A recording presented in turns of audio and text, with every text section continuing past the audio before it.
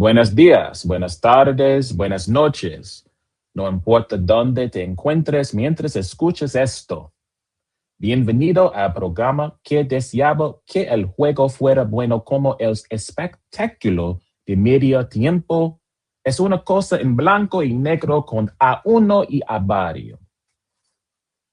Now I can hear somebody saying to me, hey, one, speak Spanish or speak English.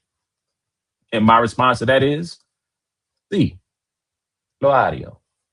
Lo hario. Sorry, I said lo hario, lo hario. Anyway, I am one half of the dynamic duo. I am A1. Please remember you can check out every episode of It's a Black and White Thing by going to the podcast app of your choice. Wherever you get the good podcast, search for It's a Black and White Thing. Um, Give us 5 stars, leave a comment, talk to us, we talk back. You can also check us out by going to YouTube, searching for Brains and Bars, uh, hitting the like button, share the content, subscribe, tap the notification bell, tell a friend to tell a friend it's them boys again. And yeah, man, hit us in the comments as well. Talk to us, we talk back. So I am solo dolo for the moment. I may be joined by a guest later. If he pulls up, we will have a conversation about the NBA.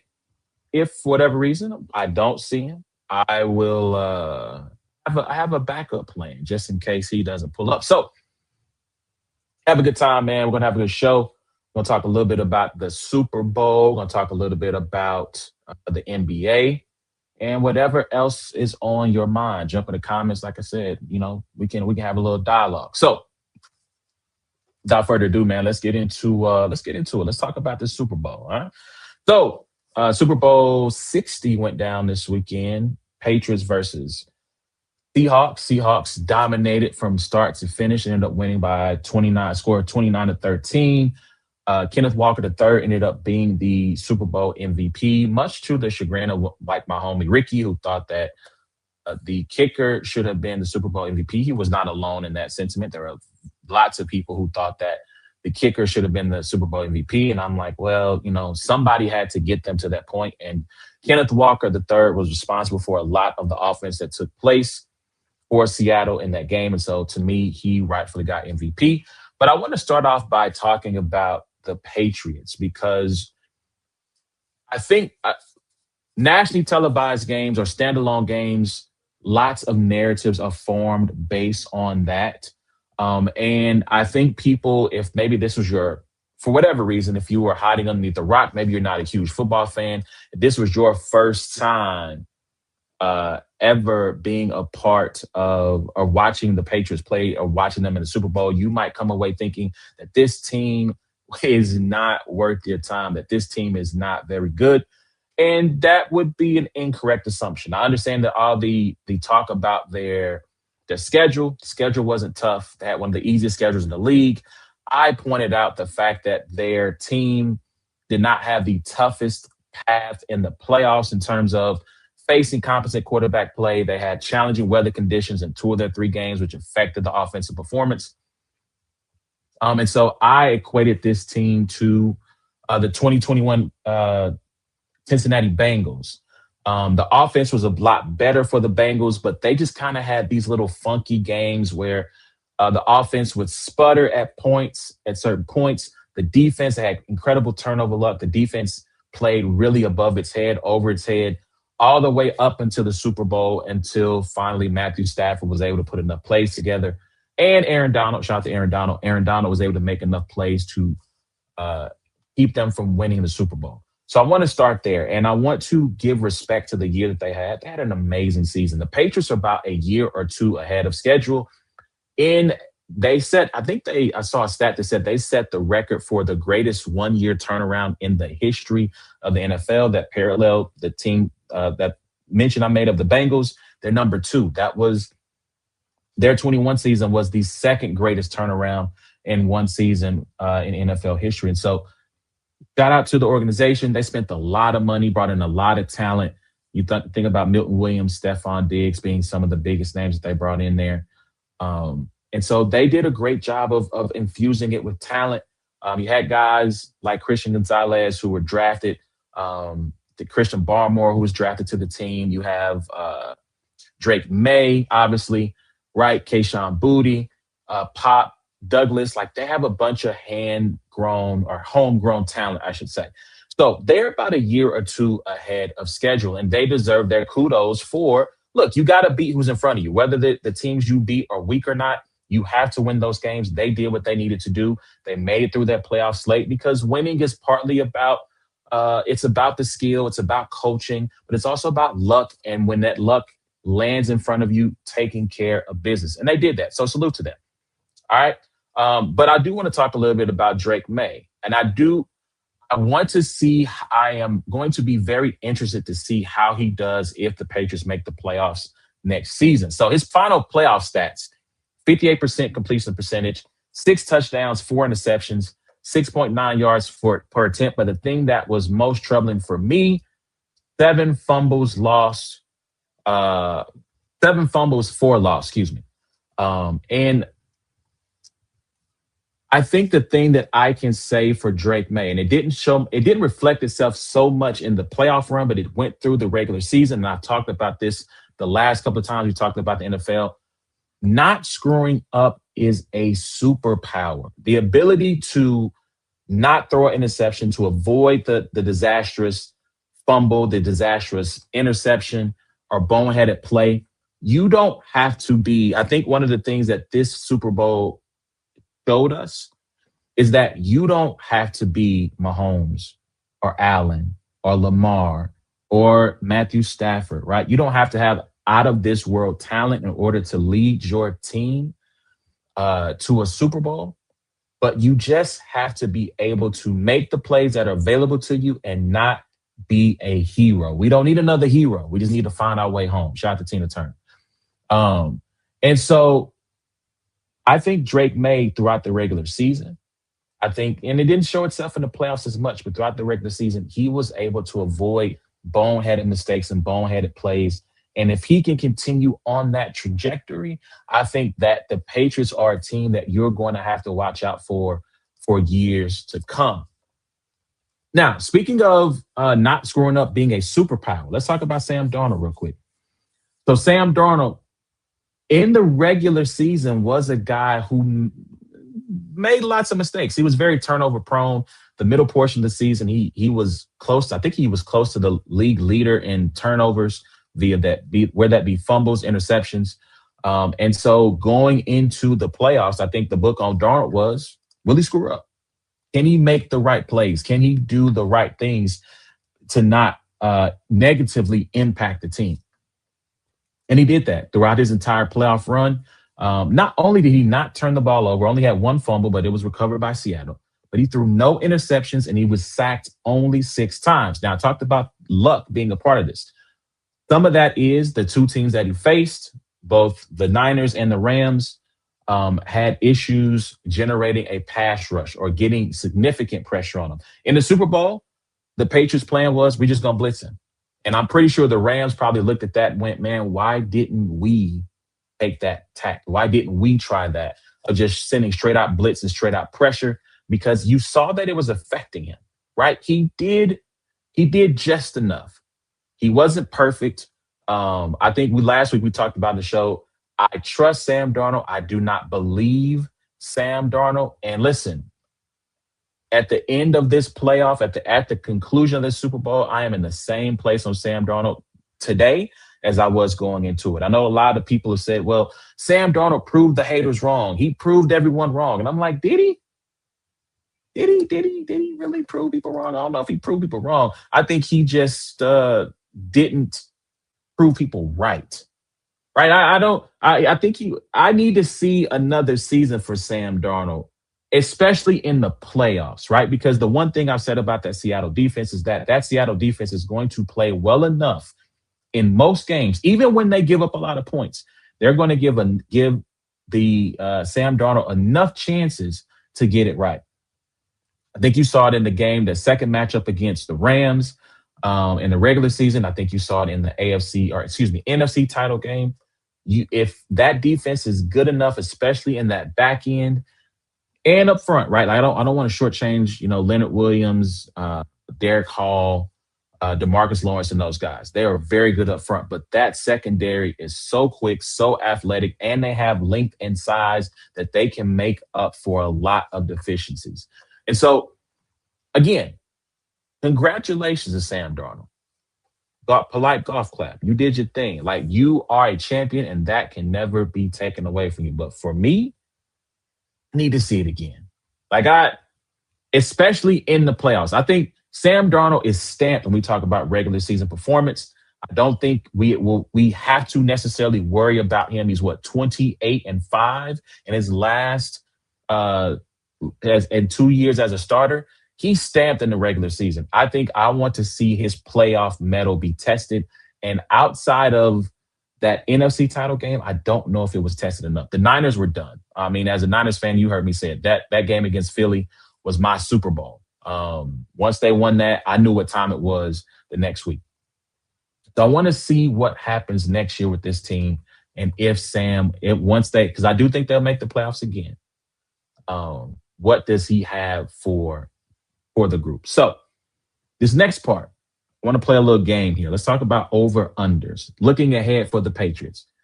The Patriots don't have any really serious free agents that they might lose next year. Their team could return very much intact next year from the team that made it to the Super Bowl. All right. So I want to look at some over-under stuff, though. So I want you guys to tell me, jump in the comments and say Patriots over or Patriots under. I'm going to set the line on the seeding for the Patriots in the AFC next year at 4.5. So if you take the under, that means you think they're going to be either 4 or better, which means they win their division and get a home playoff game. If you take the over, that means you think that they are going to finish 5th or worse, which means missing the playoffs as well as a possibility. All right.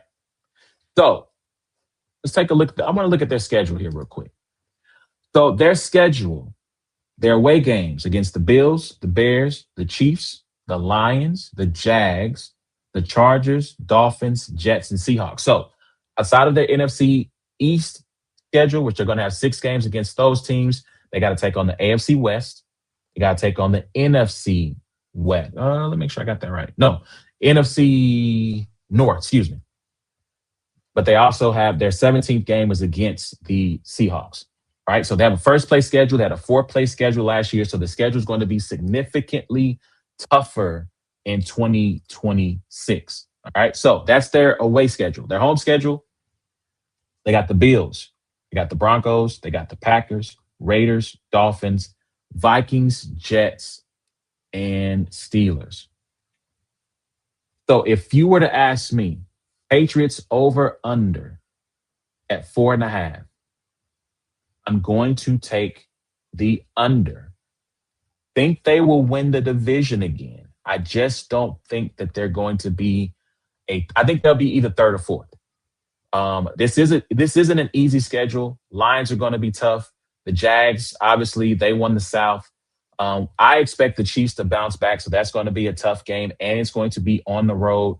They got to go to Seattle again this year. I wouldn't be surprised if they used that rematch as the opening night matchup in Seattle. Let's see. Obviously, the Bills are going to be tough. I mean, Broncos. I mean, this is a tough schedule. Packers might, depending on when that game happens, maybe Micah Parsons is back. So, yeah, man, I think this is a tough schedule. And so I do think that they'll win the division. I think they're good enough. I think Mike Vrabel's a good enough coach that you have to give them their respect. But I think they're going to finish in the top 4, win their division, but I don't think they'll be a 2 seed. I think there's going to be maybe a Broncos, maybe a Chargers, especially if they get to stay, if the Chargers have better injury luck going into 2026. That could be a team that could end up within the 1 seed. The Texans, if CJ Stroud can figure out what's going on with him, the Jags, like these are all teams that I think could finish ahead, have the potential to finish ahead of the Patriots. Let's jump into the Seahawks. So I put the over-under on the Seahawks seating at 2.5. I want to put a little bit of respect on their name because they are the defending champions. But they have some key free agents, and I didn't go through the entire free agent list, but four key free agents for the Seahawks going into next year. Well, I believe they have 60 million in cap space, so they can make some moves to retain some of this talent on their squad.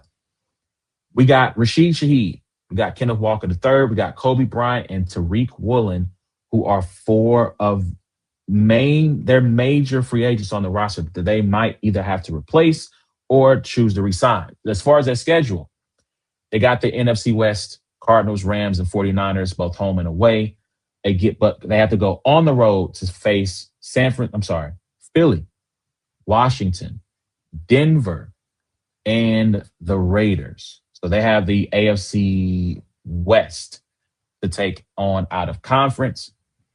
And on the home slate, and they play the Panthers on the road. On the home slate, again, they got the NFC West, but they get the Cowboys, the Giants, the Chiefs, the Chargers, the Bears, and again the Patriots. I am going to take the over. I want to take the over. I think that the NFC, for a minute, the AFC has seemed like it was the stronger conference, especially when you think about quarterback play. But when you look at the NFC now, obviously within their division, I got to put some respect on Brock Purdy's name. I have been a skeptic, but Brock Purdy has played some really, really, really good football. So Brock Purdy, got the Neff in the building. Brock Purdy, I'll answer that comment in just a second. Has played really good ball. Obviously, Matt Stafford said he's going to come back and play again this year. So that's two of the teams in your division that have really good quarterback play. It remains to be seen what's going to happen with the Cardinals. The Commanders, Jaden Daniels is going to be back, right? You look at the Bears and Caleb, and I'm going to say Caleb Love, Caleb Williams, right? They got Drake May, Dak Prescott's on the schedule, Jackson Dart's going to be on the schedule, Justin Herbert's going to be on the schedule. This is going to be a tough schedule. I am going to say they will not win the division. I think that's going to go to either the Rams. I won't say depending on the health of the 49ers, 49ers could be a tough out.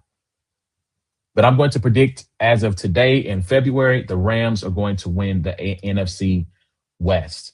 And so I think that they will end up I think they make the playoffs, but I think they're going to be a wild card team. So I think they'll make the playoffs.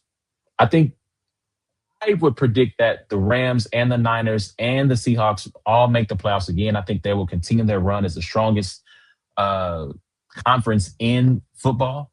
And so shout out to Seattle. Shout out to DeMarcus Lawrence, by the way. He came out in the preseason, in the offseason, and said, look, I don't think I'll ever win a title in Dallas. I wanted to go to a place where I think I can win a Super Bowl. I believe I can win a Super Bowl. A lot of people clowned him for that statement. I was one of the people who clowned him for that statement. He proved me wrong, man. And so shout out to him believing in himself and going and landing in a great situation for him. Shout out to Mike McDonald. He's going to be a problem for years to come. And yeah, man, it was a good NFL season. I want to go back to this comment real quick though. Dr. Neff, he said, I thought Diggs and Kayshon Boutte would be the saviors. I think so. As far as the game itself, I think the issue that Drake May ran into in particular, and the line, Drake May was the most sacked quarterback in the league. I believe he had 68 sacks. He was sacked 68 times last year. It was either 68 or 60, one of the two. I think that the pressure from the Seahawks got in his head, right? Everyone made a running joke of Sam Darnold seeing ghosts because he said that against the Patriots. But I do think that the Seahawks made Drake May see ghosts. I think they bought the pressure.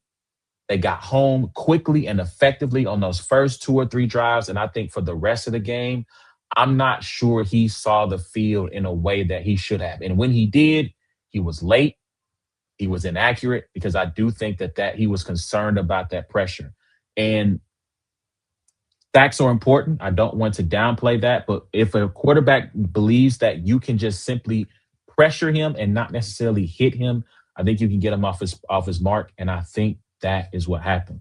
I think that pressure got to him the first 2 or 3 times, and then once we got there, that was it. That was it. He couldn't stay on his mark, and he got in a little bit of trouble. I want to answer this last question. I'm gonna bring my homie to the stage as I answer this last question. Loso, My guy. what up Yo, with you? do you need me to move the camera? Or is it Yeah, good right turn it. here? You might be good, right? You might be good where you at. Okay, yeah. If I'm good right there, that's fine. Yep, yep. Hold on. I went full screen mode, and I didn't mean to do that. I wanted to hide the vertical. There we go. How you doing, man? I'm doing well, bro. I'm already gearing up for a couple battles, bro. So I had to duck off in Panera Bread and try to write, but you know me. Whenever we get to talk sports, I'm here. Yes, sir. Yes, sir. So last thing on football, we can jump into the NBA. If Jonathan you need Nephew me said you to, if think. you need me to chime in, bro, if you need me to chime in and give my expertise take, I will. But go ahead. He said you think the Chargers gonna be the best team in the AFC West. No, I think that's still the Broncos. I mean, you gotta listen. The champs that you gotta beat the champ. To be the champ, you gotta beat the champ. And so the Broncos are the champs of the AFC West. Shout out to the Chiefs. I'm always going to give them the benefit of the doubt because they got Mahomes, and if he is back and ready to Mhm. go to start the regular Yeah. season, it's always going to be a chance that And they and get right back to the top. and what pick do they have? That pick 9. What's that? Jeremiah Love? Come Yeah, on. Hey, what is that? Jeremiah Love? so we'll see. Every mock draft I've seen has the Saints picking Jeremiah Love. And like there's always one pick outside of like the first pick where it just everyone mocks it and it ends up happening. So Jeremiah can end Yeah. up going to the Saints, which I wouldn't be mad about that. But if Mahomes gets his Jamar Gibbs, if he gets his like three down back, like what are we gonna do, bro? What are you gonna do? Well, hopefully if they do that, Andy will actually give him the ball. Which again, people make that running joke about Andy not feeding the running backs, but when he has a dope running back, he feeds them the ball. You can go look this up: LaShawn McCoy, Jamal Look at Charles, Kareem Ryan Hunt. Westbrook, Kareem Hunt. I forget. No, he wasn't there for. He missed some of the Larry Johnson and Priest Holmes era, but when he has a good running back, he feeds them. And so I'm not concerned about whether or not Andy's going to give a good running back the ball. When he has Yeah. less than, he don't give him the rock. So let's turn the page. Hit us up. Let us know what you think about the Super Bowl. Jump in the comments, man. Give us your thoughts on the game. Let's turn the page and let's talk a little bit about the NBA because that's what we're here for. So shout out Dum, to you dum, being in the building for dum. that. We are at the halfway point of the season. The All Star game is going to go down this Sunday. Once the All Star game is done, there'll be about 25 to 30 games left in the season. So we wanted to take the time to talk about the NBA at its halfway point. It's been a very Yeah. entertaining season. It's been Yes. a fun Yes. season. Yes. And Shout out, A1, yo, you and I have been on this NBA. I don't want to say bandwagon, but we vehemently like go against this notion of like NBA is putting out a bad product right now. It is a good product. There's entertaining stories. You don't want to cover it, that's fine. And you guys are always and you've always said A1 constantly tells us in the group chat, hey, make the NFL pay for giving us bad games when they give us bad games and just don't tune in. Now, granted, I mean, you're going against the biggest corporation in the world, but still, like the NBA is putting out good product. There's good storylines. This whole notion a couple of years ago when we were worried about, oh, what happens when LeBron and Steph leaves? Like, yada, yada, yada. Like, I don't have those worries right now. Now, granted, there's a nostalgic, like, lean towards me where I'm like, ah, man, I am gonna be kind of sad to see them go. But as far as like talent and like people who are gonna be carrying that torch, is gonna be it's very good right now, and it's gonna be very good for years to come. So absolutely. I mean, you look at some of the rookie class that we got right now. I mean, Cooper Flag looks like he's going to be competing for MVPs. VJ yeah. Edgecombe looks really good. Derek Queen looks really good. So does Jeremiah Fears down in New Orleans. So there's a lot of young talent in the league that we have to look forward to. And that's not even talking about the potential blockbuster rookie class that's tearing it up in college right now. So Yeah.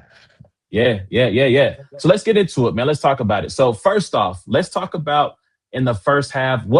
Who's been your biggest surprise team in the first half of the season so far? Okay.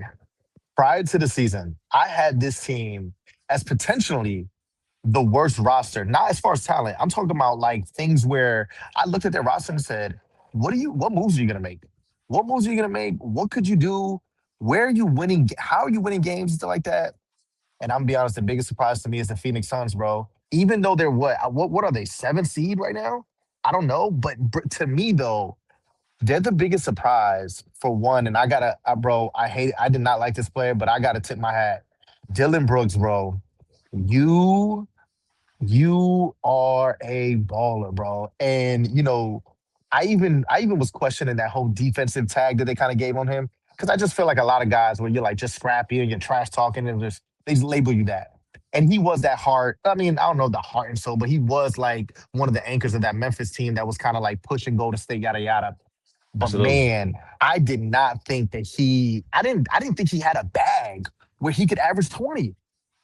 But that goes to show you I think every NBA player, this is a different conversation. I think every NBA player, given the green light, because there was a guy, and real quick, there was a guy who was in college and he made it to the G League in Utah, but he told me, he said, bro, it's really just a green light and being comfortable to go ahead and take shots that you normally wouldn't take. And he used Trey Young at Oklahoma. He said, bro, there's about five other guards who could have done what Trey Young was doing in Oklahoma, but Trey Young just had the ultimate green light. But so a segue to this, Dylan Brooks finally he gets that green light, especially with Devin Booker out the lineup. And so you see him doing and he's doing it on both sides and beating good teams and like putting up these numbers. And I'm not gonna lie, the whole and Jalen Green being out of the lineup, to me, I thought that they were gonna be a bottom, like I'm talking about bottom two team in the West, bottom 5 seed in the whole league. But the fact Yeah, that they're in the playoffs right now, if it's the play in, you know what I'm saying?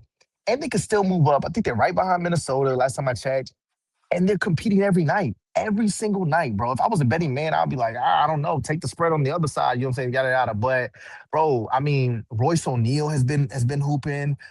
Colin Gillespie. I mean, bro, you could chalk him up for two threes every night, putting up. And Devin Booker's still doing Devin Booker things. But Dylan Brooks, I think, bro, has been one of the unsung heroes of the NBA this first half, where it's like, whoa, like granted, he's not in no conversation for anything else, but I'm just saying, as far as like winning games, bro, there's been 5 games that I watched that Dylan Brooks won. Like he won absolutely. those games on the Phoenix Suns. So to me, that's the biggest surprise because before the season, I was just like, yo, I don't even know what you do with that roster. I have no idea what you do with that roster. Yeah, I agree. I agree. I mean, he's averaging 21. He's shooting about 35% from three. But let me go back. I want to say, was it almost 50% from two? Make sure I get him right. Make sure I get him right. 44% from two. But like you said, I've seen Dylan Brooks go off in a Yeah. couple of games this year and play really, really good basketball. I agree with you that Phoenix is one of the surprise teams. I think one of my surprise teams that I want to go with, I'm gonna go to the Eastern Conference. So this it's a surprise from this standpoint. I thought they would be a playoff team. I didn't think they could be top three, top two in the East good. And it's the Boston Celtics. When you Mm. look at what they did and how much of that roster they turned over, right? They lose Horford. They trade away Porzingis. They trade away Drew. There's no Tatum. That's your starting five. You throw in Jalen Brown, there's your starting five right there. So now they're bringing in 4 new starters. Mind you, Peyton Pritchard was coming in off the bench, from a bench to be a starter. But whole new starting five around Jalen Brown. Jalen Brown ups his play to where we're talking about this guy in the MVP running right now. Peyton Pritchard plays good ball. Neemias Queta, I hope I said his name right. Hmm. He's giving them quality minutes, right? Anthony Simons, before he got traded, was playing good ball with Hmm. them. Yep. And so to see them in a space where I think right now they are third in the West, third in the East, excuse me. They are tied with the Knicks for the second best record in the East, 5.5 games out of first. Like to see them in this place, and then to think that Tatum might come back this year. He's made incredible recovery from Progress. his Achilles Yeah. tear. And so, like, they're in a spot where, yeah, listen, Jordan Walsh looks like a NPC from 2K. I'm not gonna hold you. Like, like they started Hugo Gonzalez and Jordan Walsh. They just went and got Nick Vucevic from the Bulls. Shot the Vucci main. But like that's a team that completely surprised me and how well they played and how well Yeah, they've adjusted on the fly and gotten themselves into a spot to be a contender in the East. I'm trying to see one. Actually, I have two more. Can I throw out my other two? yeah, yeah, yeah. Shout out to the Raptors. If you watch me talk about them on This Week in the NBA, I've talked about them Mhm. being one of the better stories in the East. Brandon Ingram and Scotty Barnes, excuse me, Yes, Scotty Barnes Barnes. going to be all stars this weekend. They Yep. played incredibly well. Shout out to RJ Barrett. He's a little banged up right now, but that's a team that surprised me. And the other team is the 76ers. When you talk about teams that you thought were going to be trash, we didn't know what Mm. was happening with Embiid. Paul George, which rest up, young man. I don't know what you was doing, what you was smoking on, drinking on, whatever, but rest up. He's out for 25 games, but we didn't know what he was going to be. We didn't know VJ Edgecombe was going to be this good. Yeah. You know what I'm saying? Like we didn't know that they were going to be balling like this. And so to see Tyrese Maxey, one of the top five in scoring in the league, and just to see him Every turn year, into a star, every he's year he goes up. elevated Every every year, year. every And then year. Embiid has started to play like his old self again. This is a team that they could shock. They could shock. Like if they get in a matchup with the Knicks or the Celtics, they have the ability to shock them in Oh that yeah. first round. Oh Oh yeah. yeah, Oh those yeah. those those are some of the surprise teams for me. Anybody else you got in that surprise list? No, I think I would. I think I would agree. The Celtics were the only ones that I probably was like. I mean, it's weird when you break it down. I see where the surprise is coming from, but because they have championship pedigree, even with those guys gone, like I mean, Derek White is just. I mean, he played on the Olympic squad, and he was. You got to think about it. We're talking about a guy who Steve Kerr saw and was like, uh, "You're more valuable to us than Jason Tatum." You know what I'm saying? The All NBA Jason Tatum. You know what I'm saying? And so like you have guys on that squad that can do everything. And for me personally, now granted, I won't come out, but I was always one of those people that I was like, I don't know who's better out of Jason Tatum and Jalen Brown. I was never the guy who was just like, yeah, Jason Tatum is like really the real number one. Like I knew, I just always saw Jalen Brown's game, and I was like, oh, he could go get it, he can go do it, he can get it done. He's the number one guy too. He could be the number one guy, and bro, there's certain now. Granted, I didn't think he could do it to the extent that he's done it because I mean, there was a stretch where he was what 30 plus in like I mean, certain amount of games. Like I mean, he was Yeah. just he was getting to the cup, bro. And we know he's a two-way player. So I mean, that was the only team where I was kind of like, when I see them, I'm like, oh, but you had the pieces there. I'm looking at squads where I was like, yo, there was just question marks all over. How did you get it done? But yeah, I mean, Toronto's definitely a good option. But yeah, I would agree with you on those. All right. So if we're going to talk biggest surprises, we got to talk biggest disappointments. Who would fit the billing for you on biggest disappointment? And I feel like we're gonna have the same team. Yeah, and maybe I mean, if we're on the same page, maybe because we talked about them before. Man, the Orlando Magic. So they're also in the seventh seed, right? Which kind of like it's like, oh, Los, you just praised the seventh seed on the West. Yeah, but here's the thing: the Magic were already a playoff team. Then you bring in Desmond Bain, who was, oh, the missing piece. You just needed some shooting. Here's the thing, bro. The Magic still have not figured out how to utilize Paolo and Franz Wagner on the court at the same time. Like it just hasn't. To me, it hasn't. Like this whole fake Rashad Lewis, Hedo Turkoglu type of thing that you got going on. You know what I'm saying? I'm old enough to remember those big guards because that's what they are. They're these big like forwards, right? Who can get to the cup, who can also shoot, and that's what Rashad Lewis and Hedo Turkoglu was. And they were a big matchup problem for LeBron in Cleveland. That's why LeBron and Cleveland didn't get to the finals that year. But Yeah. with these two guys, like it just seems like when they're both on the court, they're in each other's way. And they both can put up 20. And so Wagner's missed the last 9 games. But to me, bro, you have talent. Like, bro, look at somebody like Anthony Black from Arkansas, bro. This is his what, third year over there? I don't know. I don't know what year he's on. I know he's young. Bro, I didn't think he could be this good. And he's young. He's young because I mean, he was like 18 when he got drafted. Bro, he's out there doing everything. He's out there doing. If you watch a Magic game, I mean, he's all over the floor. He can assist, he can rebound, and he can put the ball in the hoop. And you're looking at him, Desmond Bain. Yeah, obviously, you got Paulo, who's supposed to be, to me, he's supposed to be in that conversation. Maybe not with Cade and everybody, but like a tier under. And now I'm having conversations like, are you better than Cooper Flag? Like, are you better than like? Am I wrong for that? Like, am I wrong for that, A1 though? Like I just don't know because my thing is like you're to me. I just thought you would have been putting in a performance night in night out where it's like, oh, you have your team as a 3 seed, which we thought 3 seed at least, and you were kind of like in that top 10 MVP conversation. Maybe you're just not who I thought you were. That's just what it is, which is fine. But the Magic as a whole, I just think that you're too talented. You have too many talented players on the squad to not go ahead and I mean Jalen Suggs, bro. Like if you watch them, bro, I mean these guys go at it, and then they're losing games where they should not lose. And so I just think that, like I said, I had them as a 3 seed. I had them as a top 3 team in the East. And they're, I mean, they're gonna be a playing team, bro, if they don't get if they don't turn around. So last year when they were pushing, was it the Celtics in the first round? It was a competitive series, right? It was a gentleman's sweep, but it was a competitive 5 game series against Boston. They hadn't had shooting for several years, but defensively they had one of the best defenses in the league. And this year it has slipped tremendously, and they've made improvements offensively. Like the offensive rating, they were 27th in the league last year.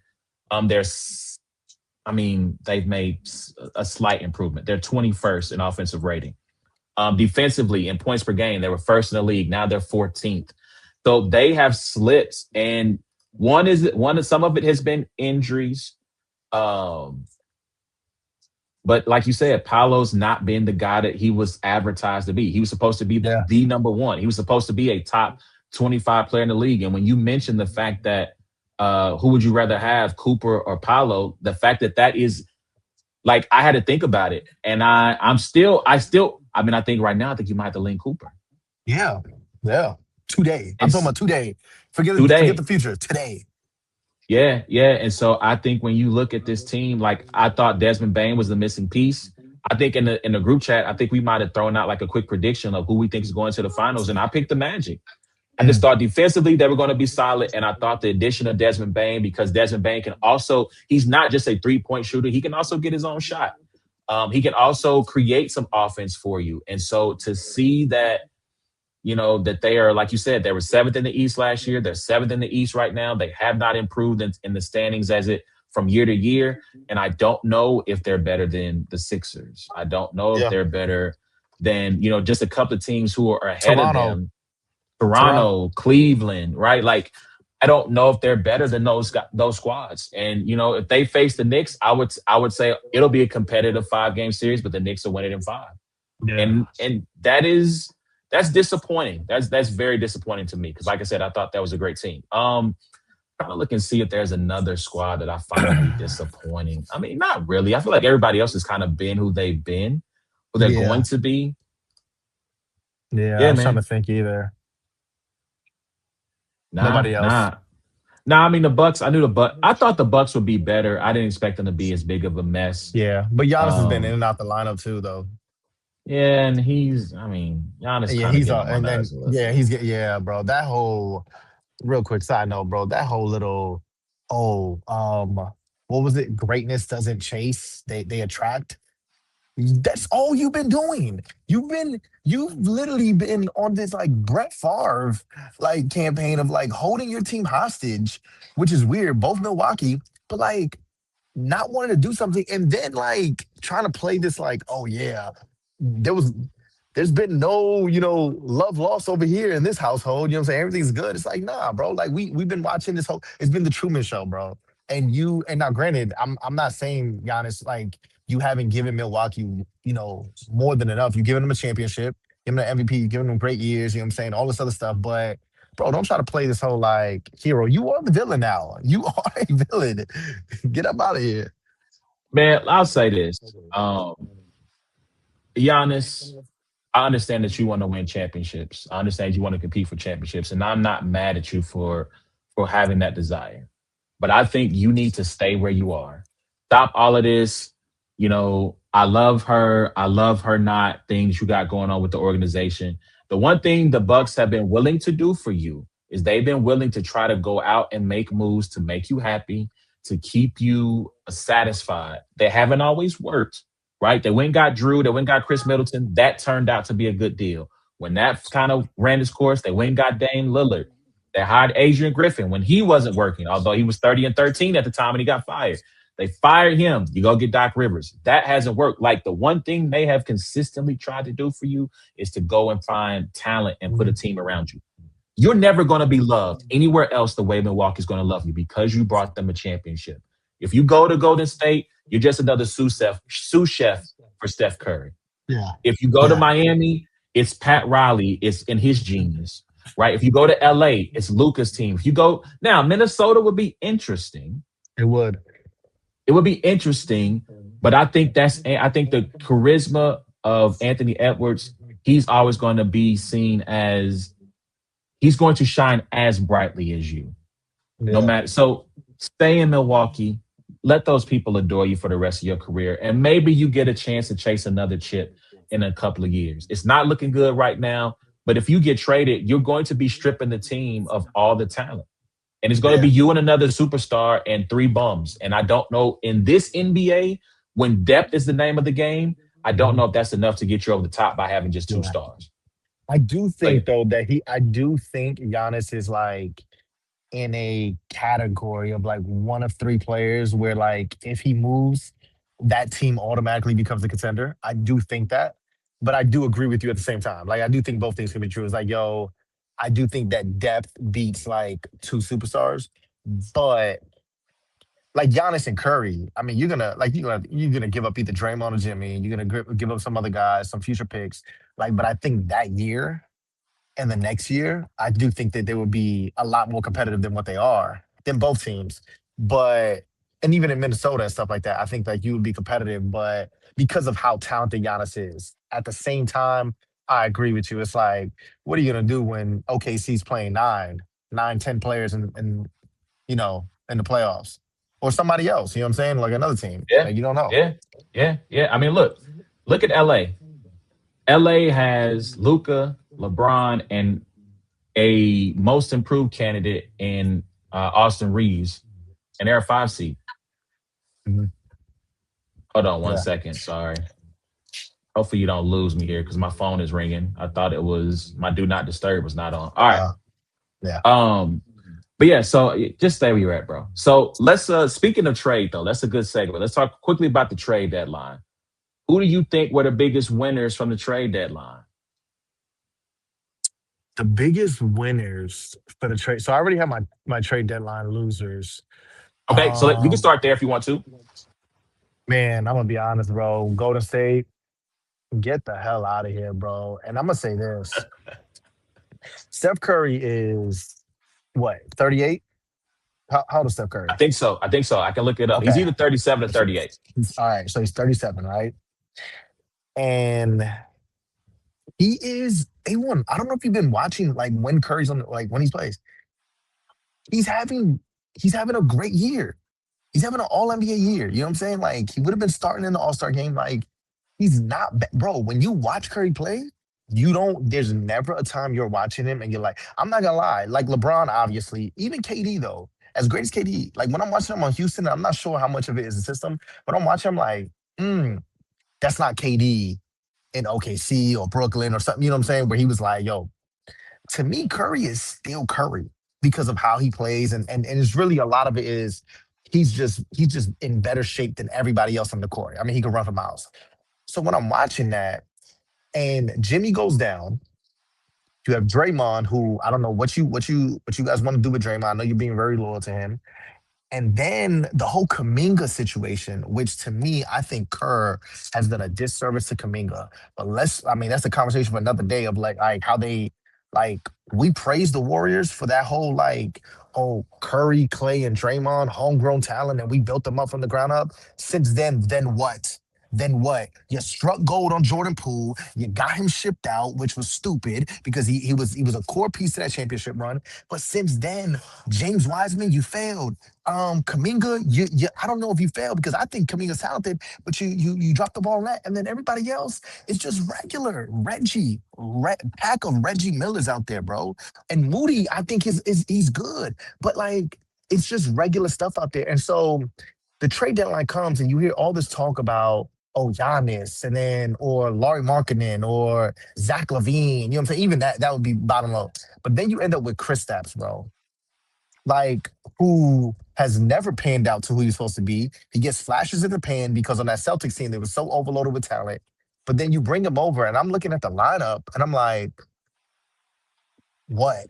Like what? Like what's that gonna look like? I don't know. I don't know what's that gonna look like unless Kristaps has some like crazy revelation and he turns into somebody else. I just think Golden State, the fact that Curry is playing at a top notch level and he's 37, and you are not trying your hardest to go ahead and say, you know what, bump that. We'll give up 2031, 2032, 2033 post Curry picks, which that will go ahead and attract a lot of teams because they don't care about 2026 and 2027. No, we want them. We want them. We when you're in the mud, those are the picks we want. We'll give up those picks, Curry, to show you, hey, we want you to go ahead and win another one and make this exciting. You have not done that, bro. And I just think that you were the biggest losers, bro. There were some candidates out there, and you end up with Chris Stapps. I just don't like it. I agree. And, Joe Lacob and them have pushed that whole we're light years ahead. If they're truly light years ahead in the offseason, they would trade Steph Curry. But you know that that's not going to happen. Understand it's not going to happen. But if all that light years ahead talk, if they were light years ahead, they would have traded Steph probably after the 24 season, if they were truly light years ahead. But if you really want to hold on to that mantle, you are trying to recreate something that is done, right? Like you're trying to find this infusion of talent to go around Steph, and it's not going to happen because you don't have appeasing enough assets. That's the problem. The whole talk of when Giannis was out there of, oh, I forget, I don't know if it was Shams or Wendy who was like, well, the Warriors have the best trade assets out there. And I'm like, and what, Draymond? Like you're talking about, I'm sorry. No, Draymond and a 2031 and Kaminga and Podzimski, that's not that. Uh, You talk about Reggie.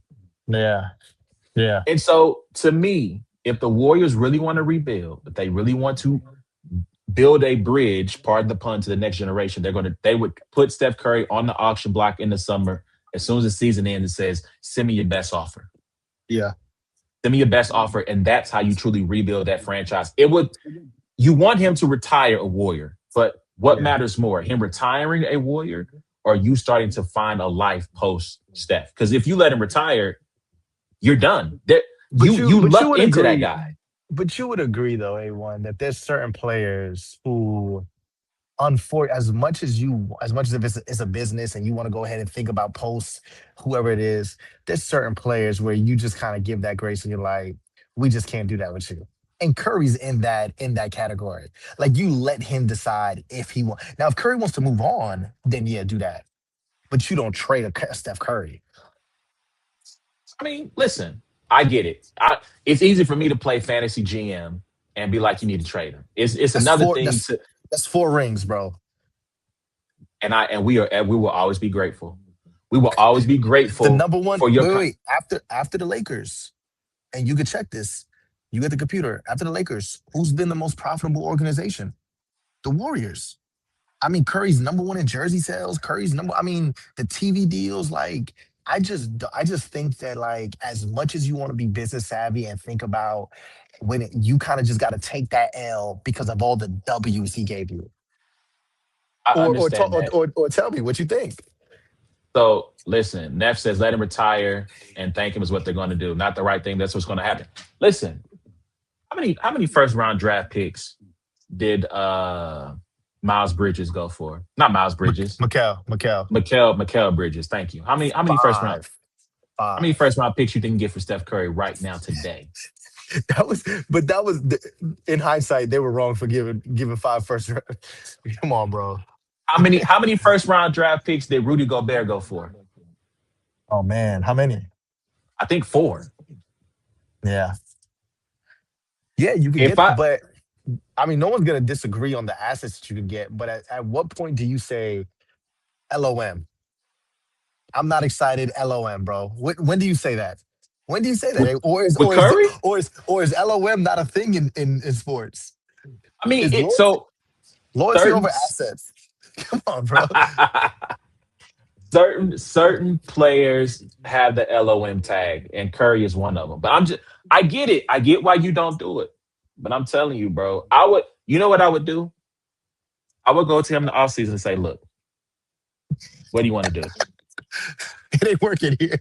And no, it wouldn't. And you kind of got to tell him like it'll be similar. So I don't know if you kept up with this whole like there was this big couple on TikTok who just got a divorce. Did you Yes, see that? yes, Okay, Christy, and Christy and Desmond. Desmond.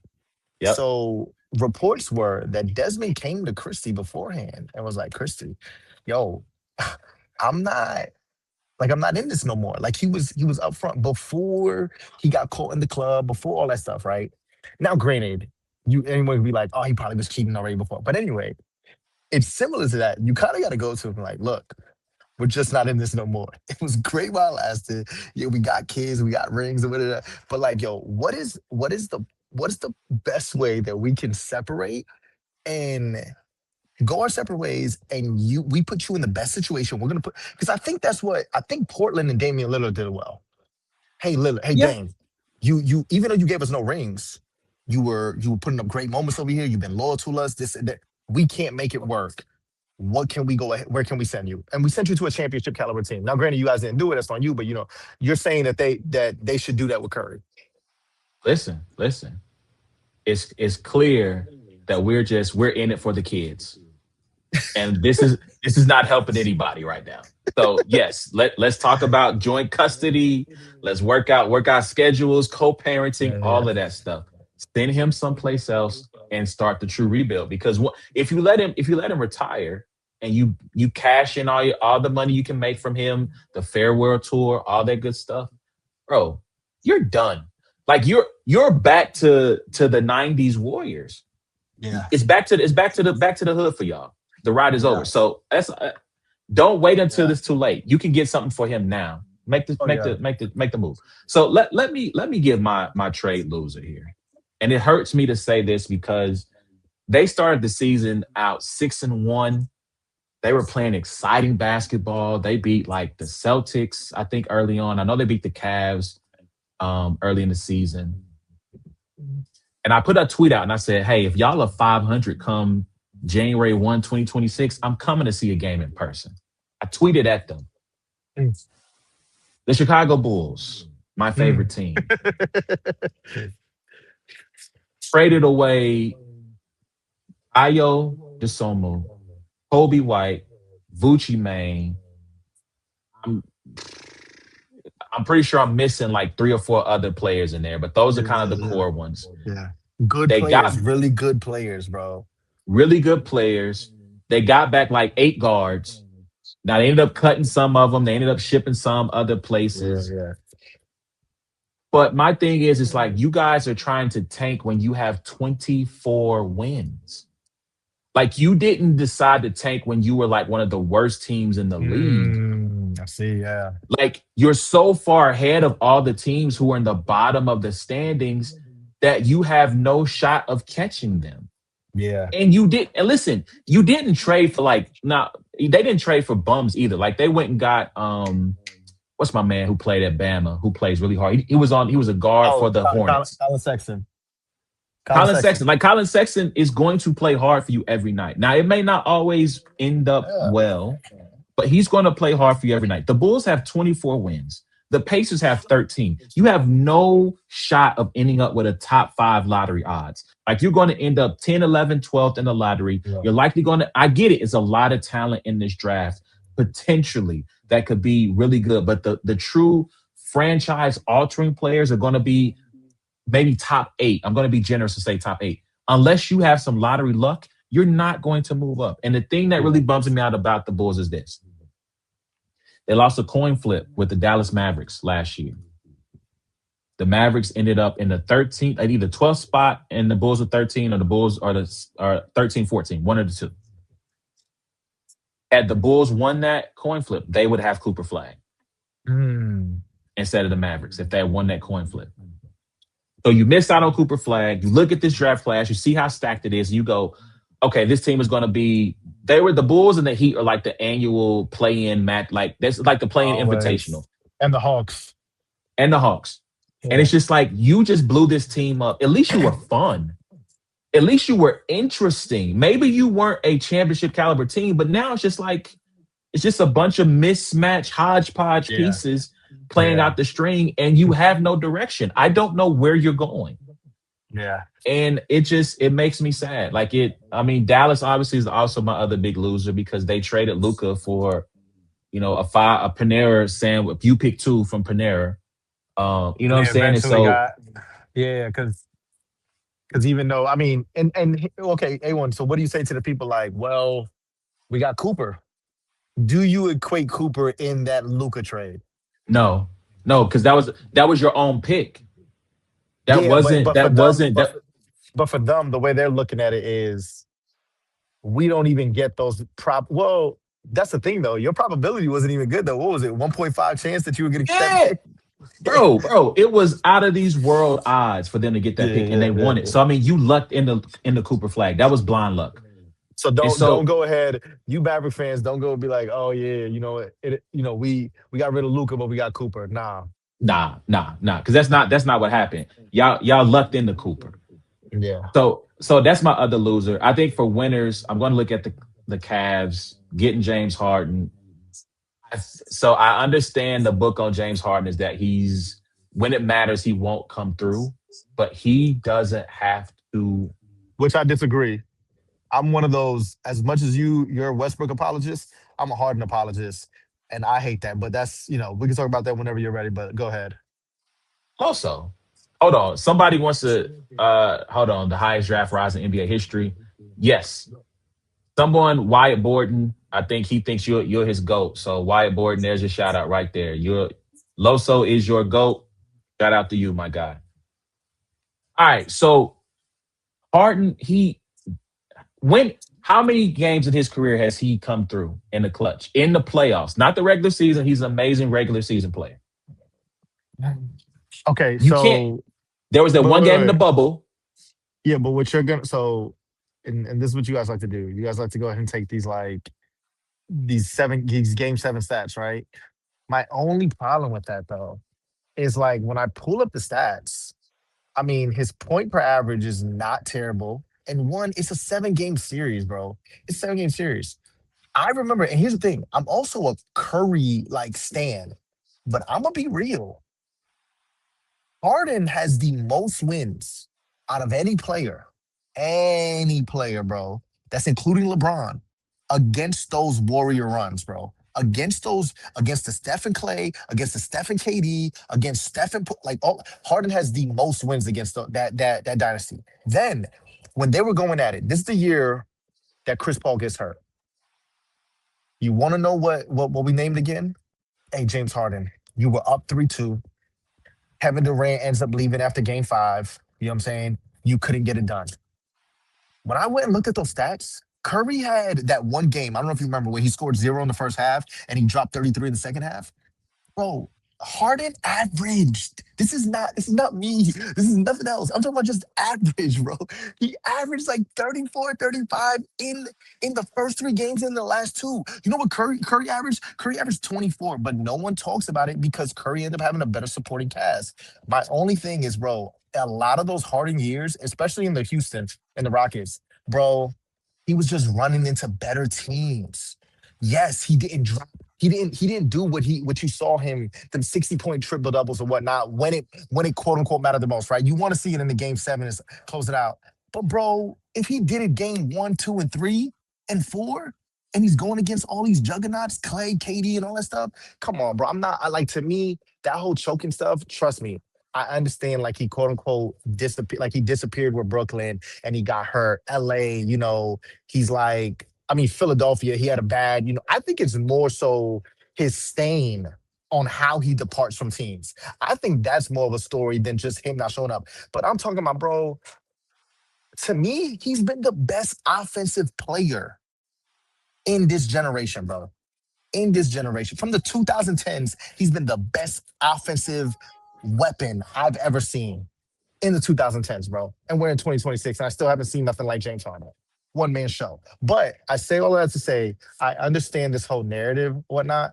But, bro, like, I mean, you got to think about it, bro. I mean, he was scoring leader, assist leader. Like, we're talking about a guy who was leading the league in scoring and assists. And then we're still putting that narrative on him. Get out of here. I hate the whole little, oh, he's Lamar Jackson. No, he's not. He's not Lamar Jackson, bro. So I don't deny that James Harden has played really well in the playoffs. I'm not saying that he's a playoff fraud and that he never shows up. However, it does seem like in the biggest moments in his Rockets, that game 7, yes, I think they win that series if Chris Paul doesn't hurt his hamstring. Yeah, yeah, I do. I do too. But they were up in the third quarter against the Warriors in that game 7 when that 0 for 27 streak of 3-pointers started. Yeah, His tenure in, I mean, he's a shoot. I think the Nets might win the championship if Kevin Durant's foot isn't on the line. yeah. The Philly run ends poorly. That game 7 where he and Embiid don't show up. Uh, the Clippers, I feel like the Clippers. Wait, was he on the Clippers when they made the playoffs? That might be premature. I feel like Last that year. Kawhi was hurt though. So I mean, I'm not going to necessarily hold Yes. that against him. He was Dolo. All I'm saying is that he is on a team now where he will not be required because Donovan Mitchell is one of the best playoff performers of his era. And so if it is do or die, go home, Donovan Mitchell is going to give you 30, a minimum of 30. And so all they need from Harden is just something. Like, just give us something. We'll find a way, but we will find a way to be like, oh, Harden. You went 2 for 13. Look at you. You could and let's say Mitchell goes for 30.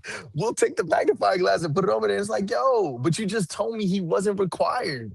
But he can't go 2 for 13. You can at least go But 6 for 13. Like, but dang. what I'm saying is at this stage of his career, isn't it telling that we're still like you got to think about it? These last couple of games, I mean, he's been playing really like what was it, 2 or 3 games with Cleveland so far? Been playing really well, and who's actually been benefiting a lot? Jared Allen. Mister, the lights are too bright. Bro, You want to talk about somebody who shrinks in the playoffs? The lights were brighter than expected. Hopefully, he can unlock Jared Allen because they're going to need that in the playoffs. I have been on this bandwagon to Evan Mobley in order for the Cavs to truly take the next step forward. He's got to be the one. But if they got Harden who can then unlock Jared, maybe they nah, don't need Evan. nah. I'm gonna be real with you, A1. And I had to come. I had to look in the mirror and come to grips with this, bro. Evan Mobley.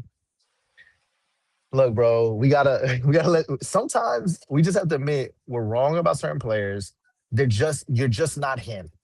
And you know who else is in that range? Chet Holmgren. As the more I watch him, and let me say this, wait. I'm not saying that they're not a second or third option. To me, they're closer to third than like a solid second. But what I'm saying is this: Evan Mobley and Chet, they're gonna finish their careers. The like to me, like their peak, like Bam. And meaning this, Mm. they're never gonna average. We keep waiting for all three of those guys to have a season where they average 26 and 12. They're not them. You're not him, buddy. You're not him, and which is fine. Which is fine. But Bam, you're like, bro, trust me. I watch Bam a lot because whenever I'm putting my parlays in, I think I can lock him in for 20. And here he goes struggling to get 15 and 9. And I'm like, oh, that's who you are. That's my fault, though. That is my fault. That's not you, Bam. Why am I getting mad at you, Chet, and Evan Mobley? You guys are all cut from the same cloth. This is my fault for thinking you're Kevin Garnett. You guys are not KG. And I have to be okay with that. And I think you have to be okay with that. So unfortunately, in the playoffs, I'm actually going to be more trustworthy of James Harden than I am Evan Mobley in big times. I mean, I think James has earned that, right? That he's going to earn the trust. I just, again, when it comes down to it, James, we won't need you to carry us down the stretch. That's what we got Donovan Mitchell for. We just need just no 2 for 13s. That's all we ask. If you're gonna take 13 shots, hit 6 of them. Hit half of them. That's it. That's it. That's all we're But asking. but unfortunately, if he does have the 2 for 13, it's going to be the storyline on ESPN. It's gonna be the storyline on Twitter. That It's a look. and to me that's not fair. It's just like, yo, okay, how many times does something need to be newsworthy for it to not be news anymore? He's gotta stop. I mean, again, he's in a win or go home situation. We need James Harden to. I'm not saying he got to go Yeah, for 30. He's gotta be at least when you talk about why they won. He's at least got to be a part of the equation in some way, yeah, shape, form. Even if it okay, if he goes 2 for 13, he's got to have like 16 assists. Like he's yeah. got to bring And something else to the it can't table. be game 7.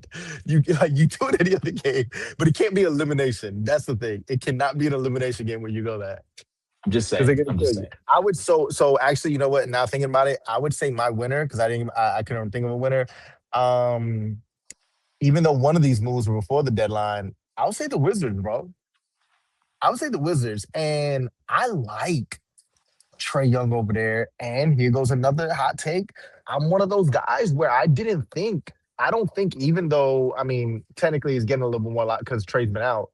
I didn't think for the last 5 years that it was a lopsided trade from Luca to Trey. I didn't.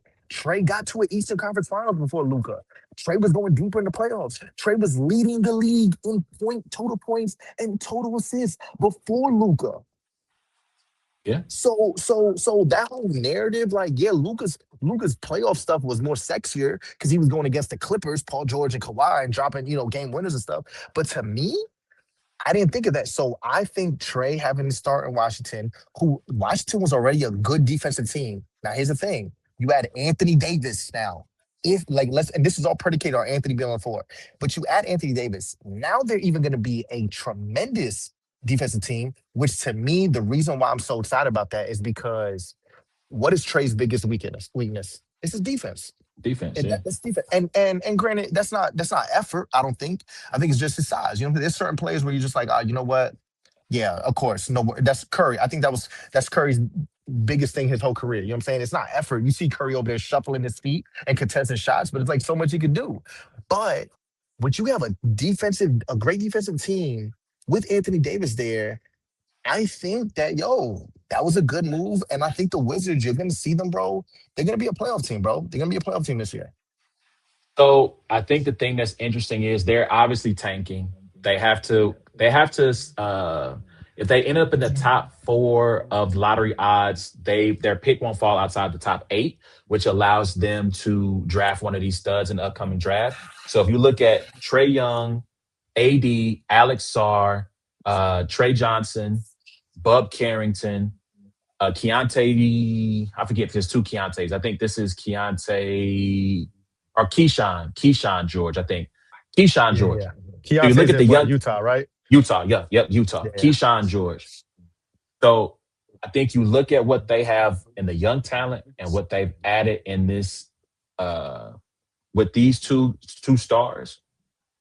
Yeah, in the East, I think they have I won't necessarily say I'll say play in potential, right? Because Right. health is going to be a thing with both Mhm. Trey and with AD. But AD. AD, he doesn't have to play center. That's what Alex Starr is for. So he doesn't have to worry about playing against the 5 because that's what he doesn't like to do. If he can stay healthy, if Trey can stay healthy, they got an intriguing team. They're at least going to be entertaining and interesting going into Yeah. 2026. So let's turn the Right. page. Let's go to get down the home stretch here. Let's talk about top 5 for MVP. Hey, one. Just want to make Yep. a little side note, man. Out of all teams, like they didn't make a move. Um, but I felt like I almost wanted to put them in the loser category because when I look at your roster and I look at how you value these players on your team, it's almost like you can't make a move. You have like untradeable players, and not because they're just like Steph Curry or LeBron James. It's because you don't know they have the potential of being really good, or you don't know. And it's the New Orleans Pelicans, bro. Oh, I And disagree and and 100%. no, let me say this, bro. Let me say this. They have a roster right now that one. I mean, they're not good, right? The Pelicans aren't good. Like we know they're not good, but you have a roster where it's like you're not gonna like think about it. You're first of all, you've already showed us you're not moving from Zion. Zion can do whatever the hell he wants. You're not moving on from Zion. Then you have think about all these and if I miss any, look at their roster right now, A1. But if I miss any, name some. Name the young guys. So you have Derek Queen. You're not moving Derek Queen. You're not trading him, right? Mm-mm, mm-mm, Fears. You're not trading Fears. mm-mm, mm-mm. Sadiq Bey, are you trading? I know he's a little older. He's like what, 27 or something like that. But I don't think you're moving. Then you have what is it, Trey Murphy? Mhm. Yeah, Trey Murphy, another guy who could put up 26 any night. 26 any night. There's another young guy. There's another young guy. Who they got? Let's see. So they got looking at the roster here. DeAndre Jordan. Jordan Poole's on the squad. Yeah, but DeJounte I'm not. Murray, he's injured. I haven't even. Um, Those guys you can, but who? But I don't know what you're gonna do with them. Herb But I'm talking about Jones, the. they got Herb Jones is on the squad. Hunter Yeah, Dickinson, Bryce McGowan's, Micah Peavy's a rookie. Eve Missy, I hope I said it right. He gets some burn for them. Trey Alexander, Jordan Hawkins out of UConn. I mean, they got some interesting pieces. I but think that the guys I mentioned, they won. If you're a GM, what are you doing with those? What are you doing with those guys? Those young they're guys I just mentioned. centerpieces. Listen, I think if anyone's a trade candidate, it's Zion, and maybe they didn't get the offer they wanted in during the trade deadline, and maybe they explore that in the offseason. Because there was a lot of before the Bulls made a trade, there's a lot of Zion to Chicago smoke I saw out there that people How were many? How many? How speculating. many? What is he? Is he? What was he? Year of what? Year five? Year Year six? six, year six, Year six? averaging Come on, 21 bro. and 6 right now. And when you watch him, he's still. I'm not gonna lie. He still looks like when you watch him, you're still looking like, yo. I think he can average 30 and he could get 11 rebounds. Like, I think he could do that. Like, the way he goes downhill. But, bro, I'm going to be honest, bro. Like, those guys, like, I just think that New Orleans is not going to let those guys go. And those are the only guys that other teams will look at. They're going to want those guys. And you're not going to let them go, bro. You're not going to let go of Derek Queen. They shouldn't.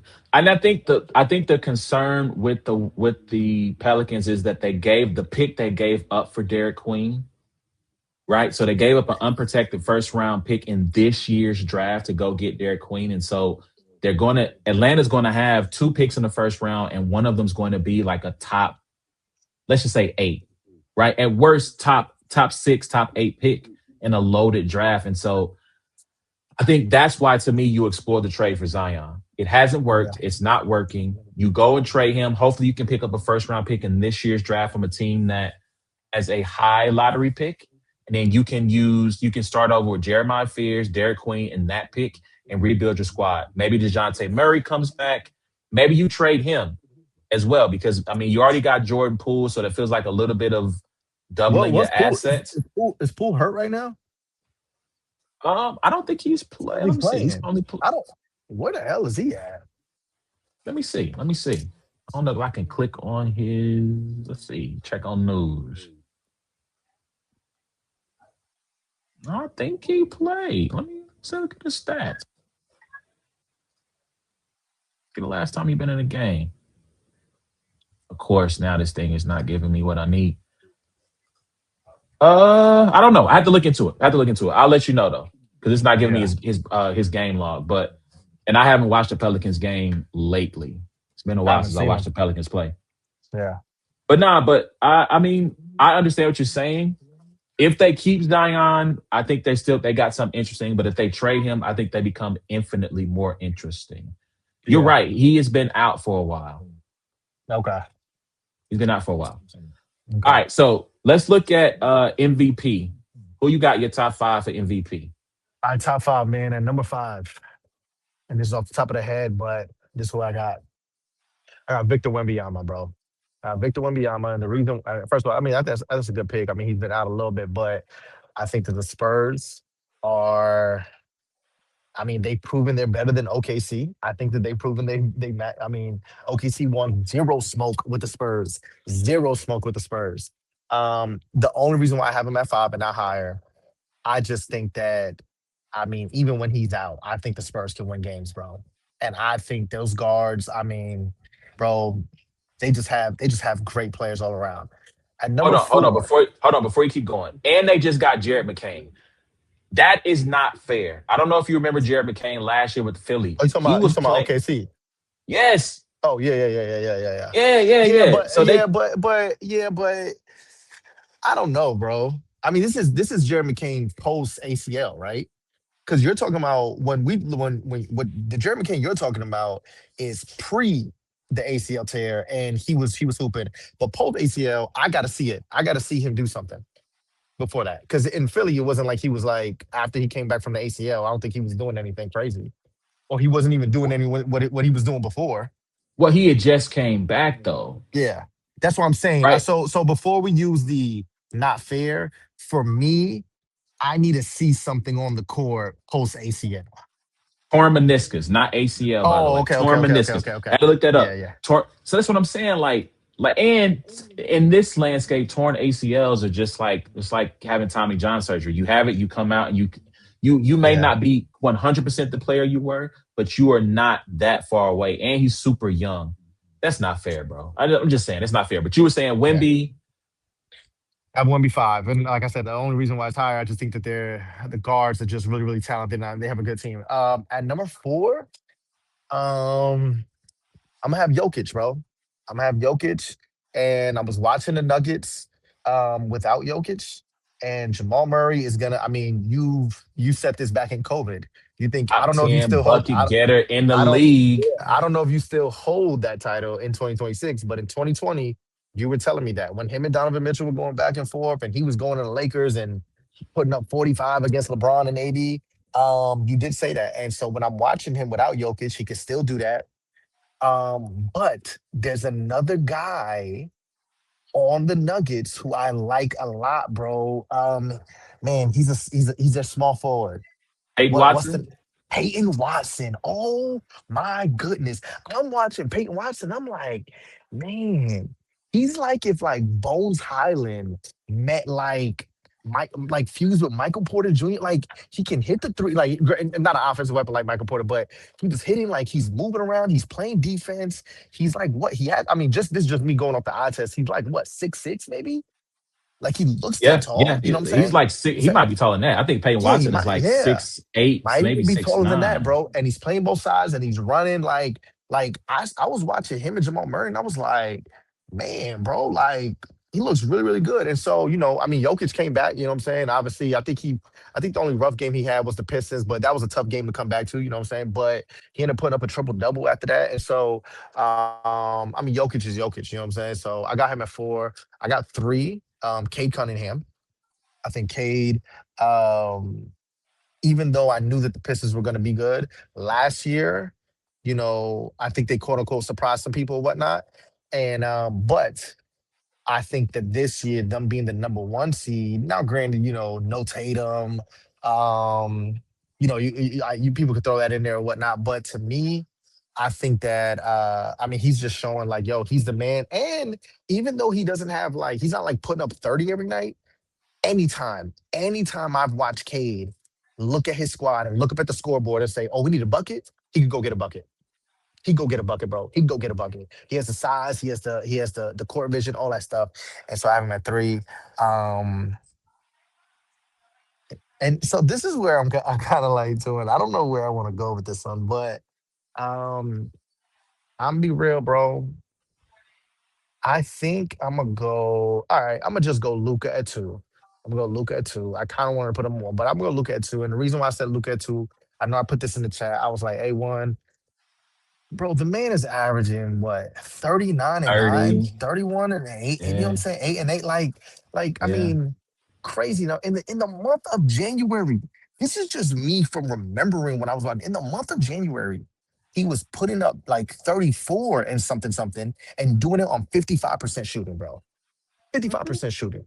And so think about this. He leads the Lakers in every category except rebounds, which he's second in that. Because any given night, Luke go out there and get what, 9 rebounds, 9 boards? And Yeah. so I'm 32, 7, watching and it. 8. And the reason why I have him above Cade is because when I'm watching the Pistons and I'm watching the Lakers, I.e., last night I watched the Lakers versus OKC. There is a significant, even with now, granted, Reeves is still coming off the bench, but he's still playing starter minutes once he comes off the bench. And Reeves is I know he's still getting acclimated or whatnot because he just came back. But to me, I just, and granted, I also feel the same thing for the Pistons where I don't think nobody else on the Pistons roster is on K's level, but they're just all so good at everything that they're doing that to me, Cade is just surrounded by a lot more talent than Luca, and Luca is just way more valuable. He was playing without LeBron for like the first 20 games. He missed Reeves for a lot of games, so he was basically just out there with who? The Japanese three-point shooter, Rui? Get up out of here, A1. Like, give me something else. You're not even putting Don't Connect on there. You got Laravia from I don't know where the hell he came from. Marcus Grizzlies. Smart. Marcus Smart is having to go in the hyperbolic time chamber just to give you 10 points a night. You know what I'm saying? Like when I'm watching the Lakers, I'm like, yo, Luca is he has to and granted he does it with ease. I don't think he's like stressing it, but he has to give you 30 a night. He has to give you 30 a night, and he has to give you like 8 assists. So to me, that is why I give him. I almost wanted to put him number one because I also say that to say Shea is up there because it just seems like he is effort, not effort. Like it looks more like effort. But bro, I mean, he just gets 30. Like you, even when you think he doesn't, when you hit the refresh button, you're like, oh, he got 30. Like he just edged it, but he put in 30 off of middies and free throws, and so he's in there. But last night when I watched it, I was watching the game versus the Lakers, and he's not on the court, and Luca's not on the court. And Jalen Williams was on minute restriction. But Jalen Williams, when he was in the game, he took over. Getting busy. Getting The busy. last bro, he came in the fourth. He didn't play, if I correct and if my memory serves me correct, and I watched that whole second half. He didn't play the last 6 minutes, and he didn't get into the fourth quarter until like the last, like probably under 5 minutes, bro. And he gets in the game A1, and he scores at least like 10 to 11 points, bro, to seal the victory. If not, the Lakers would have won that game because Reeves and LeBron and everybody else was making the right pass, right play, just to go ahead and get and take the lead. But he ended up doing it, and I just think that even though, like I said, I downplayed Chet earlier, I think that him, Lou Dort, Case and Wallace, Alex Caruso last night came off the bench and hit what three, four, five threes. I don't even know. You know what I'm saying? He's playing defense. Those guys can. Everybody on OKC, everybody on OKC can lock up. I mean, I'm not talking about there isn't one person that you can go to. Shea, who is an on-ball, great all defender, he's probably their weakest link, bro. He's probably their weakest link defensively. So to me, that's why I want to put Luke up there. But the only reason why I don't is because the win-loss column is just such a wide gap between the two teams. I think I'll be doing the disservice to Shea. And bro, you're the reigning MVP, and you've been putting up the numbers, and so it is what it is. So I got Shea one, Luca two, K three, Jokic four, Wemby five. Cool, cool. So I respect your list. Like I don't no diss, no slander. Your list is your list, and I rock with that. So I just want to say now, Jokic is not on my list. And not because he's not a great player, but because he is already at the limit of games he can miss. Now, maybe he plays the rest of the season without missing anything, and that would be in a great accomplishment for him. But I have to assume that at some point during this down the stretch, he's going to miss a game for rest. Oh, he can't even Hope he miss does. one. He is at the limit. I think he is at 16 because you can only miss 17 games. Mm, So hold on. wow. Let me look at their schedule real quick. Yeah. I He's mean, if either he at gets 16 or eliminated, 17. yeah, if he gets eliminated, I'll bump Jalen Brown up. But yeah. So he's at they play 54 games right now, and he can only miss one more game. He can't he can miss one more. He's at 16 games missed.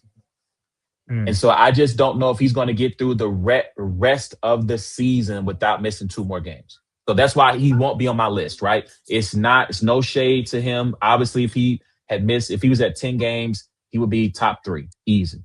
Hmm. So at number five, I got Luca. No disrespect to Luca Mm. and the season he's having. But for me, I do value winning a lot more on this list, right? And so, yes, Luca's having an amazing season. Luca is he's going to be an analytics darling. He's always going to have great advanced metrics. but I value winning. Now, the Lakers get up to the 4 seed, 3 seed. Obviously, you're gonna have to bump Luka up. So I have him at 5. And number 4, Jalen Brown. I think Jalen Brown deserves a lot of love for what he's done. Again, Jalen Brown, not a huge analytics darling, but he's playing some of the best two-way basketball in the league. And he's got the Celtics right now. They're the 3 seed, and he is a large reason of that. His usage rate is through the roof. It's a career high usage rate. His efficiency has suffered a little bit because of that, but he's playing great basketball, and Yeah. he's got that team playing great as well. At number 3, I got Wemby. Uh, the Spurs. I talked about the Emirates Cup, the NBA Cup, being a launch pad for teams, and I had the Oh yeah. Rockets. No, excuse me, not the Rockets, the Raptors and the Spurs as teams who could announce themselves as being a playoff contender, and the Spurs have done that. And like you said, they played the defending champs, I think 5 times already. They won 4 of them, right? So I got Wemby at number 3. Number 2, Cade Cunningham. I feel like Cade Cunningham is not getting enough love. They have the second best record in the NBA, right behind the Oklahoma City Thunder. Um, he plays hard, and I'm going to talk about this in another kind of solo commentary. But I think there you can start the conversation of who would you rather take today, Cade or Luca. And I'm not saying that you should take Cade over Luca. I'm not saying the conversation could be long. It could be really short. Who do you want to take, Cade or Luca? Luca. Next question. Okay, cool. I'm just saying I think that conversation is there for the reasons you mentioned of he's a cone on defense. And Cade, while Cade is not Shea, he's not Shea in terms of the two-way player that Shea is, but he tries on defense. He leads by example on that defensive side for the Pistons of being in the fact that I'm the best player on the team, but I'm also going to make sure I'm playing good help defense, make sure I play good one-on-one defense, and not just let my man blow by. And so I think that he deserves to be number 2. And then number 1, it's got to be Shea. I Yeah. think analytically, he is playing as well, or if not better, from an analytics standpoint as he was last year. They have the number 1 seed in overall in the league. And look, styles make fights. So I would love to see them versus the Spurs in the postseason. But there's not many other teams where I have trepidation if I say them versus the Nuggets. I think they can beat the Nuggets. Yeah. Rockets, Lakers. I think Yeah. they can beat those teams. Phoenix. I think Phoenix could give them a run. I think they can beat Phoenix. Right. Mm. I think right now the Spurs are the only one I'm kind of looking and going, I don't know. Now, but the only thing I say about that is regular season success does not equal postseason success. So you can't guarantee just because they beat them 4 out of 5 in the regular season doesn't mean they'll do the Oh same in the yeah. postseason. Yeah. So that's my top 5. I'm going with Luca. I'm going with Jalen Brown. I'm going with Did I miss one? No. Wemby, Cade, and Shea. So that's my top 5. Yeah. Yep. I'm with it. All right, I do man. think I Anything? do think Oh, go Brunson. ahead, go I ahead. think Brunson. I think Brunson. I mean, what are the next 3 seed? 2 seed now. So Oh, okay. they had that little run, little rough 2 week patch. Yeah. So honorable mention MVPs. So this is from Sheldon. I think Brunson is one. I think Anthony Yeah. Edwards, Tyrese Maxey. Yeah. Tyrese is up I'm, there. tr- I'm trying Yep. to think, is there anybody else that we're missing? I mean, I throw Jamal Murray in there just because I felt like he helped. I think the Nuggets went nine Keep and them five without afloat. Jokic. Yeah, he helped Yeah. keep them afloat. And they're still top 4 in the West. Yeah. Does KD get any votes for you? I think so. Absolutely. I think KD doesn't get enough love. Like if we're building out to a Like, is he top 10, top 10? I think KD's top 10. I think KD's top 10 when you think about MVP. Yeah. Trying to think, is there anybody else we're missing there? I don't think so. Yeah, I think that's a good one. Anything else? Real quick, who would you have for coach of the year? I think that's the last topic I had on the board. Now that I think it goes to the Pistons. Was it BJ? What's his last name? Biggerstaff. Bickerstaff. Bickerstaff. And Biggerstaff. here's the thing. I thought he should have won it last year. Mm. They gave it to Cleveland. They gave it to Cleveland's guy, right? Yeah, but you got to remember, Cleveland won like 20 games in a row to start the season. They were the Yeah, runaway one seed in the East. but see, to me, that's where the conversation of like, because I got to compare Cleveland and what they did the year before. But bro, Pistons were what, a bottom They were a one of the bottom worst teams feeder in the year before, basketball. and Yeah, then you yeah. were, you were what, the seventh seed. I don't know what you feel. You know what I'm saying? Like you were really really good with that stat. And so now I think you got to give it to him, me off of GP, because you didn't get him last year. But I mean that's another big jump. That's another big jump. You're the best team in your conference, bro. Second best team in the NBA. And probably gonna Yeah. hold that position, bro. Unless Tatum comes back and gives you some problems, you know what I'm saying? Boom, catches you. But to me, I don't see the Pistons giving up that number one spot. That's respect. I think right now JB Bickerstaff has got to be the one seed. I think Joe Mazzulla, I think is to me would probably be second. Oof. You know what? I'm going to take David Adelman for the Nuggets, just a slightly ahead of Mitch Johnson of the Spurs, just for them losing Jokic. They've been a mash unit. I mean, they've had Yeah. what Gordon is still. I don't think Gordon came back for like a couple of games and he's been back out the lineup. Christian Brown's been out the lineup. Obviously, they had Mhm. Jokic out for a couple of weeks. And so he's been able, more than a couple of weeks, maybe like a month, but he's been able to keep that team afloat and keep that team, you know, like I said, in the top three, top four spot in the West. And so I think that might be my top three. But Yeah. you're right. With the job that JB Bickerstaff has done, from where the Pistons were, I think that's fair. I think that's fair. It's good. All right. Anything else, man, before we get out of here? Nah, man, like I said in the beginning of this segment, bro, I think that me and you have, we're constantly pushing like this whole false narrative that the NBA is not a quote unquote good product. You can't, you can only start watching it in June or whenever the playoffs start. Get that crap out of here, bro. I mean, obviously, you get both sides. Like the hyper fans are like, oh, this is the best that the NBA, the best talent that the NBA has ever, like the players have never been this good. I disagree with that. I hate when people say that. Because it's like, I literally, and the reason why I say that too is I was on Twitter and they were saying it like today players, and and me, this is probably the season where I've been like, before when Melo was around, I was watching every Melo game, but I've been watching every NBA. I've been watching a lot of NBA games, and I've just watched everybody. I was just raving about Peyton Watson, but they were just like, man, the players today are just so much more better than. Now, granted, I wasn't watching the '90s, A1, but to me, YouTube's free, so you go back and see whatever. But that concept, it depends on what they're saying. If they're saying that like the players in general are just better, I disagree. Actually, yeah, no, no, no, no. I mean, I agree. I agree with that. But if you're telling me, like, to me, this is when I say that, I think that the best players back then are still probably better than our best players today. Meaning this, if you put Prime Mm, Shaq, '01 Shaq in the league, he's still the best player in the league today. '01 Prime Shaq is the best player in the league today. He's better than Jokic today. That's my thing.